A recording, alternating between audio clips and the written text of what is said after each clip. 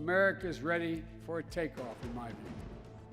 We're working again, dreaming again, discovering again, and leading the world again. Shooting for the stars as the Biden administration tries to restore America's status domestically and internationally. Can it lead the way in space?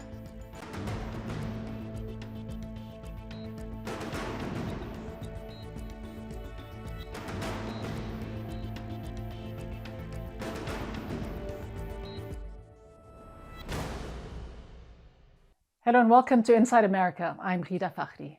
The world is now entering a new era in space exploration, with new players and private companies vying for their place in space. As US leadership in that area comes under pressure, President Joe Biden appointed his Vice President Kamala Harris to lead the National Space Council, tasked with coordinating space policy in the federal government.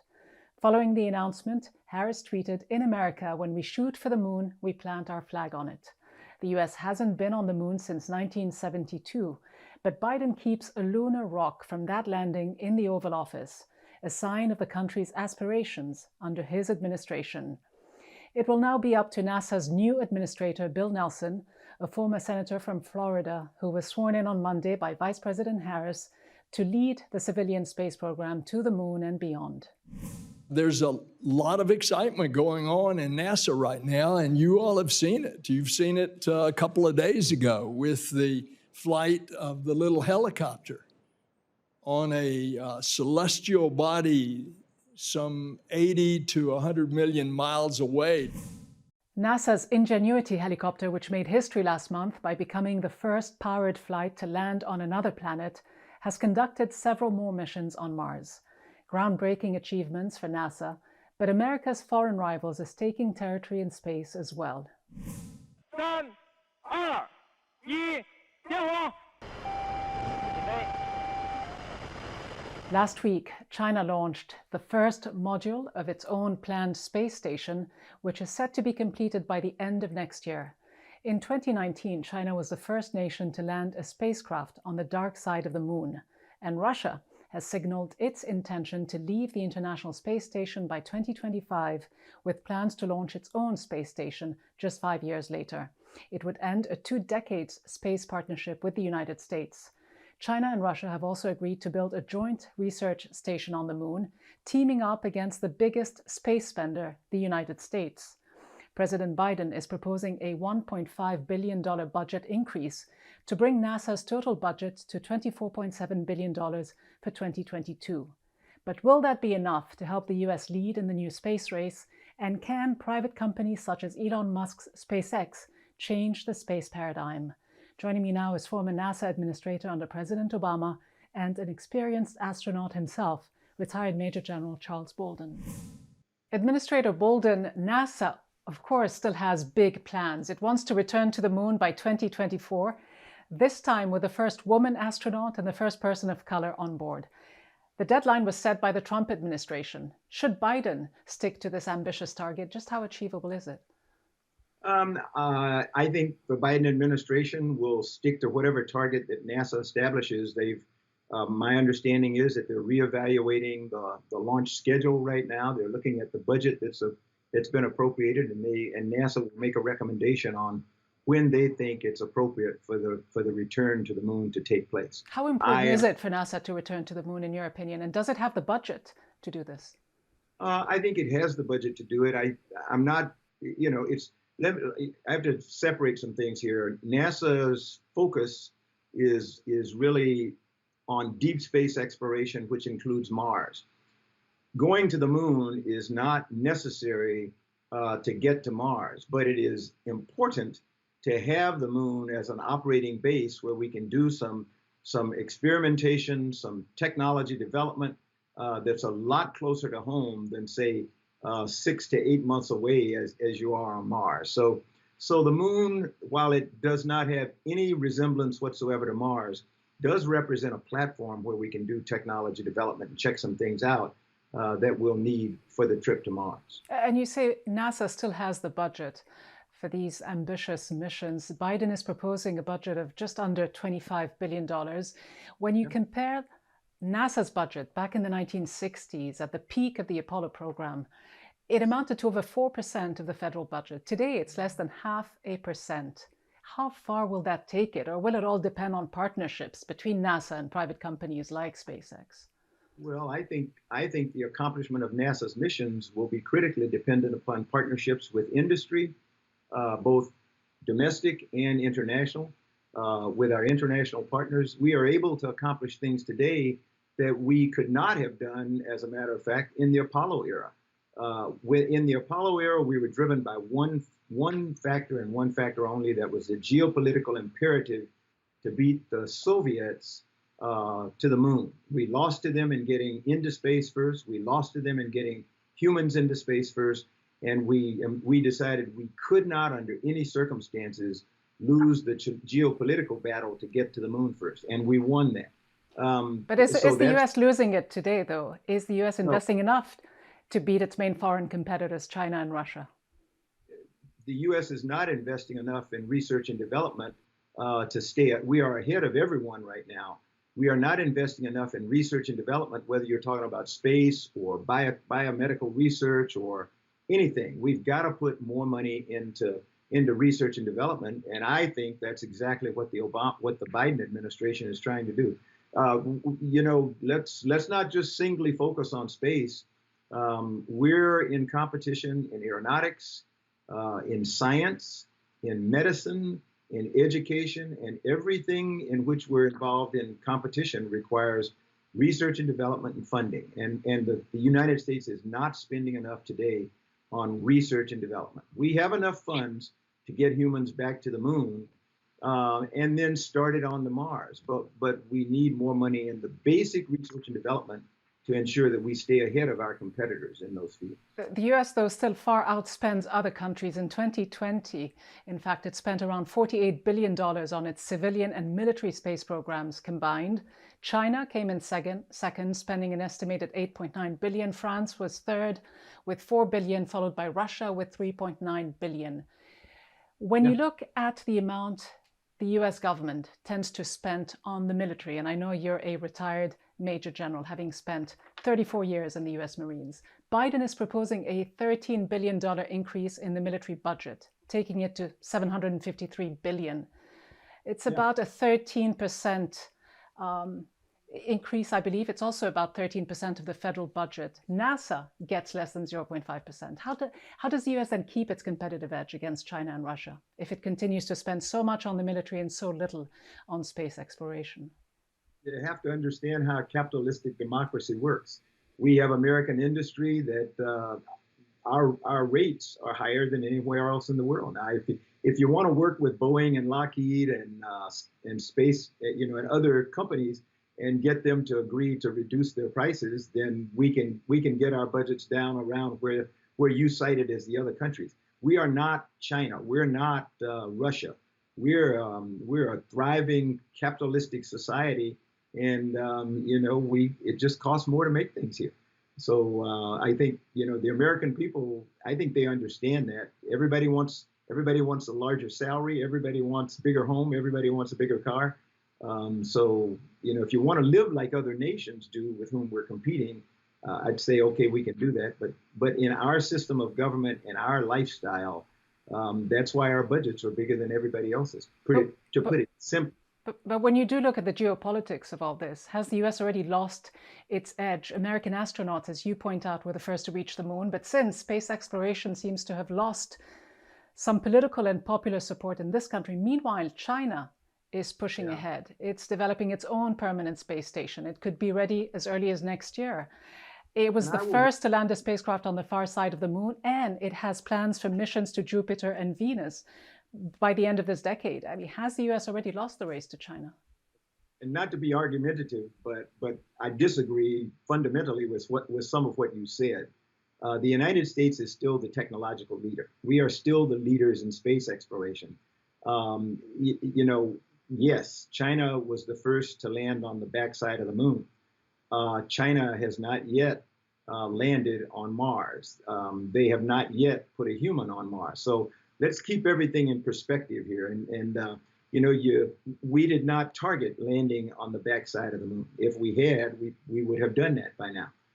We are hoping that in some of the future lunar missions, we will also land on the backside of the moon. When I talk about the reason we're going to be able to do far more than we ever dreamed of doing in the Apollo era, it's because we do collaborate with other countries today. There is a possibility that if we are able to reform the U.S.-China dialogue in space, it may not be necessary for the Americans to land a vehicle on the backside of the moon, because we will rely upon the data that we get from the Chinese, just like everyone else relies on the data that they get from us that goes into the public sector. What about cooperation with Russia? If the Russians do pull out of the International Space Station, what happens then? That's a what if that I'm not going to go down that road, because the Russians have not pulled out of the International Space Station, and I doubt very seriously that the Russians will unilaterally pull out of the International Space Station. The Russians are our critical partner on the International Space Station. I think you'll find in another year or two, they will begin to fly with us on American-made vehicles, and we will continue to fly with them to space on the Soyuz vehicle. That's a critically important part of the partnership. So until you see the Russians unilaterally pull out of the International Space Station, don't spend a lot of time, talking about what if the Russians pull out of the International Space Station. It took us, we started in 1998 with construction of the International Space Station, and it took us until 2011 to complete construction. The Chinese have already launched the first element of what they hope will be their space station, but they've been at this for a long time, and they've got a long way to go before they have a fully functioning space station that's anywhere close to what we have today in the International Space Station, that is a conglomerate of 5 agencies around the world and some 16 different countries. The White House said recently that it is keeping the US Space Force, which was launched a couple of years ago under President Trump. It is part of the US Armed Forces. I wonder, as a former Major General in the US Marines, how vital do you think this is for the US military? Is it a wise move for Biden to keep this Trump legacy? Because some say that it could end up wasting resources, that it could lead to an arms escalating race in space. Do you agree? The way that the U.S. Space Force is set up, it is intended to take the assets from the previously existing military services and combine them under the U.S. Space Force so that they can focus the U.S.'s efforts in space in one military organization. I would not have recommended the formation of the Space Force, but I didn't have anything to do with that. Now that it is in existence, I think the Space Force is moving along quite well in their development. They're a very young service, and they will mature in time. So I think it's the right thing for the Biden administration to retain the U.S. Space Force and to facilitate the success of their migrating space forces out of the other uniformed services and into the U.S. Space Force. All right. Former NASA Administrator Charles Bolden, thank you so much for being with us. Thank you. Thanks very much.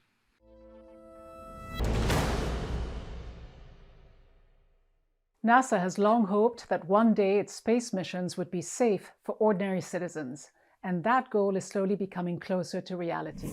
All right, here we go. Guys, how exciting is this? Come on.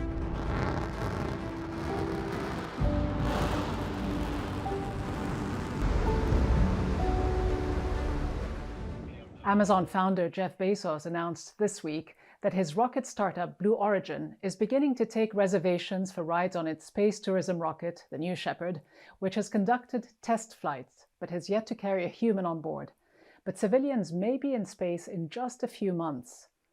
On Sunday, 4 astronauts aboard SpaceX's Crew 1 Dragon capsule splashed down onto Earth after a nearly 6-month mission on the International Space Station. Elon Musk's space company has now launched 10 astronauts to space in less than a year and says this achievement signals it is ready to start sending private people into space. I think going forward, we're ready for this important step. We're ready for the private astronaut mission. The first all-civilian trip to orbit Earth is planned for next September. The 4-crew mission will be led by a 38-year-old billionaire and fighter jet pilot who will command the spacecraft on the 3-day trip around Earth. The spaceflight will be aboard a SpaceX craft. Elon Musk predicts humans could land on Mars much earlier than expected. I'd say if you say 6 years from now, I think highly confident. If we get lucky, maybe 4 years. And then we want to try to send a uncrewed vehicle there in 2 years. While billions of dollars are being spent on sending humans to space, a recent poll showed that 58% of Americans were either not too likely or not likely at all to participate in civilian space travel, even if the cost weren't a concern. Sending civilians to the Moon or Mars should be a top or important but lower priority for the US government's space efforts, according to 24% of Americans, compared to 63% who view monitoring the Earth's climate system as a top or important priority. President Biden has said the climate crisis is the #1 issue facing humanity. As one of the administration's top priorities, he is encouraging NASA to look to space for solutions. It is, in fact, already the leading federal agency in climate observations. It creates climate models like this one, which shows that 2016 and 2020 were the warmest years on record. To raise public awareness of NASA's climate science activities, the agency created a new position, Senior Climate Advisor, and appointed Gavin Schmidt. He joins me now. Since 2014, he has led NASA's Goddard Institute for Space Studies and is one of the most prominent scientists warning the world about the climate crisis. Gavin Schmidt, as you know, there are those who say that space programs squander billions of dollars that could be better used by solving problems here on Earth, like climate change. How misguided is this view? How critical is space exploration and space research to solving problems like climate change? Well, the fact is that the view from space, which is what NASA has been really pushing, since the 1960s, that view from space has given us a totally unique perspective on the planet itself. I mean, not just the beautiful imagery or the classic photographs of the planet hanging in space, but really up to date and increasingly important information. We're measuring how the rate of sea level rise is changing from space. We're measuring things like the temperature and the clouds and the heat and the sea ice and the melting of glaciers and the change in gravity, which turns out to be a key diagnostic of what's happening in Greenland or in Antarctica. All of these things are being viewed globally from low Earth orbit. NASA currently has about 23 satellites in orbit around the Earth, measuring all of these different things. And without that, we would be flying blind. You mentioned the critical data from space, and it was NASA's satellite space data that actually revealed, back in the late 80s, I believe, a growing hole in the ozone layer above the South Pole. Well, so that's actually a great story. But how much of an impact has it had, and how much does it have today?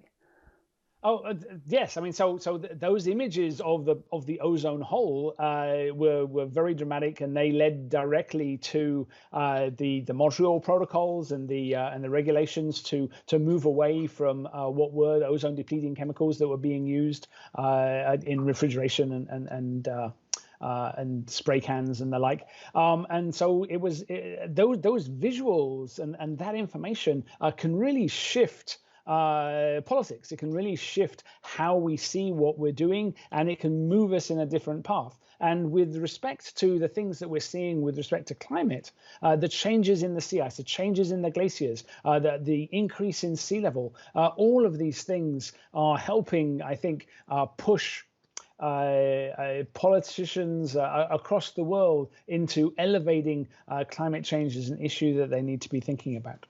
Is it a stretch, though, to say that the climate crisis can only be solved from space, as some scientists have suggested? And if that is the case, what will it depend on? So I would not say that. I mean, I think the genesis of a solution or a mitigation of this problem lies very much on Earth. Some people have, I think, rather fanciful ideas of how easy it is to put things in space. And when people kind of cost out, how much a giant space mirror would cost, this is just fantasy. That's never going to happen. But what about the instruments, the technologies that NASA has developed? What are some of the ones that you think will make a real difference in fighting climate change? I read about something called the carbon mapper, which would help find super emitters. I mean, just how significant is something like this? Yes. So, I mean, the amount of information. So, let me take a step back. To make policy, to understand like what might be happening, you need to know what's happening right now. And you need to be able to, once you start something, you need to be able to see that it's having an effect, right? So the monitoring of climate, the monitoring of things like, methane leaks from pipelines, the monitoring of things like deforestation, all of those elements are absolutely key to checking that what you've done in terms of policy is actually having the effects that you want it to have. And that it isn't going wrong, or there aren't some perverse incentives, and that we can keep on monitoring what's going on, not just the change in temperature or the change in ice, but really the change in the drivers of future climate change. And that's those are absolutely key. And so moving forward, science and observation have an absolutely key role to play in developing policy, in monitoring policy, but they don't make the decisions about what policies to adopt, right? Those have to be people on the ground who are making those decisions. Right, but a lot of this monitoring focuses on what NASA can see from space. Just how important is it to your work to see the evolution of life and climate on other planets like Venus, like Mars? How crucial is it for modeling new strategies that can be used here on Earth to fight climate change?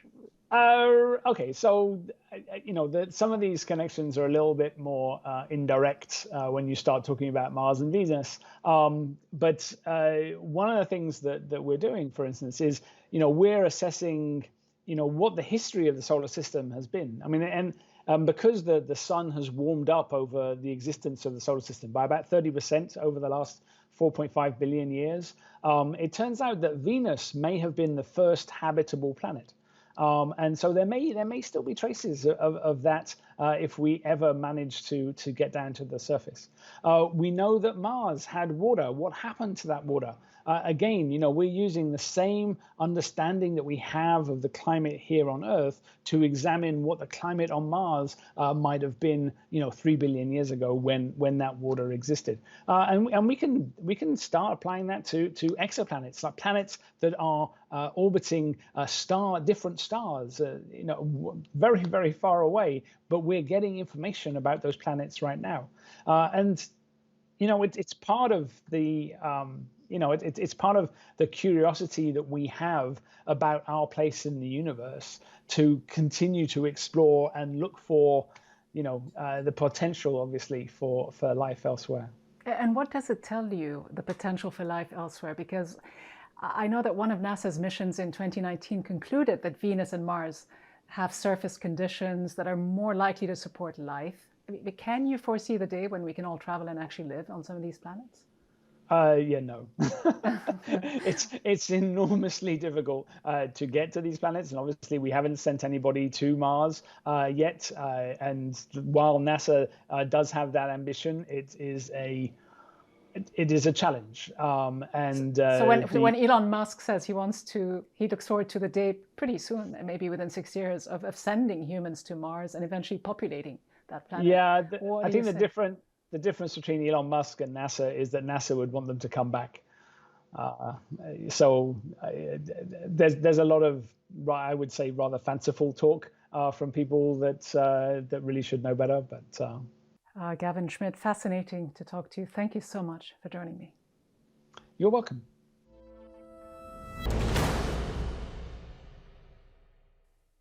Today's space exploration may be tightly linked to our climate here on Earth, but when the Soviet Union launched Sputnik into orbit in 1957 and Yuri Gagarin into space in 1961, the climate was driven by politics. The United States marveled in shock at the milestone and started a space race. Ultimately, the two superpowers decided to cooperate and built the International Space Station, the ISS, a feat of international scientific and political cooperation among 15 nations. But by enacting a law barring China's participation in the ISS, the US pushed Beijing to take a big leap into space. China is now poised to operate its own space station in 2022. And with the increasingly tense relations between the US and Russia, Moscow is now reportedly about to quit the ISS and launch its own space station by 2030. And so, in short, if Moscow and Beijing join forces in space, the pressure will be intense on the US to ensure its own position, one that requires substantial funding and therefore bipartisan support, at a time when Republicans aren't willing to support President Biden's infrastructure plan to fix America's roads, bridges, and airports. Will space unite Republicans and Democrats the way it allowed Moscow and Washington to transcend their rivalries until now? Only time will tell. That is it for this edition of Inside America. Join us again next week. Till then, thanks for watching.